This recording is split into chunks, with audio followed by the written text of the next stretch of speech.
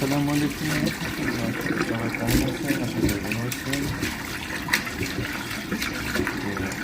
আজকে দুদিন রান্নাবান্না হয় নাই, কারণ আমি অসুস্থ। আজকে আলহামদুলিল্লাহ ভালো আছি।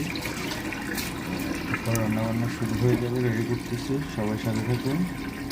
বিসমিল্লাহ আল্লাহু আকবার। মেয়েরা তো জানে না যে পেঁয়াজ কাটার সময় সুন্দর মতো বিসমিল্লাহ বলে কাটলে পেঁয়াজটা বরকত বেশি। ঠিক আছে, রসুনের একটু বেশি ছাঁচা দিলে এটাতে বরকত বেশি হয়। ঠিক আছে, এখন পেঁয়াজগুলোকে এখানে দিয়ে ঢুকিয়ে এলাম, একসে ঢুকিয়ে এলাম। ঠিক আছে,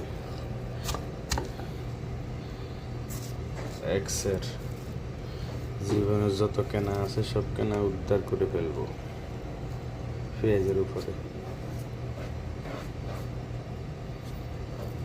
যারা আজকের রেসিপি হবে অন্যরকম, প্রত্যেক দিন একই প্রকার রেসিপি দিলে তো স্বাদটা ভিন্ন রকম কীভাবে আসবে। ঠিক আছে, আজকে হবে অন্যরকম। এখানে আমি 1 কিলো পরিমাণ হবে না এই মুরগিটা। আমি সব কিছু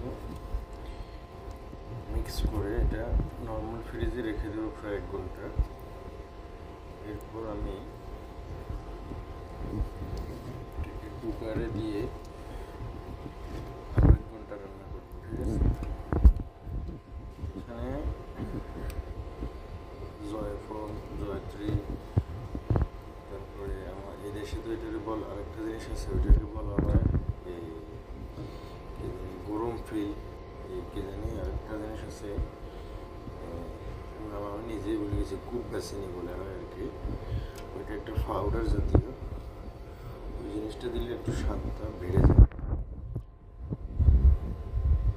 আমি এখন মশলাগুলো অ্যাড করতেছি। এক হাত দিয়ে মোবাইল ধরা, এক হাত দিয়ে আপনাদের সাথে শেয়ার করা খুব কষ্টকর হয়ে যায়, তারপরে চেষ্টা করি আপনাদের সাথে শেয়ার করার জন্য। এটা হলো গোলমরিচ, লং, এলাচ। কী করবো, পেজ যেহেতু খুলছি, পেজে তো ভিডিও দিতেই হবে, তাই ভিডিও বানাচ্ছি। আর দোকানে তো সবসময় একই জায়গায় থাকি, একই জায়গায় ভিডিও আর কত দেখবেন।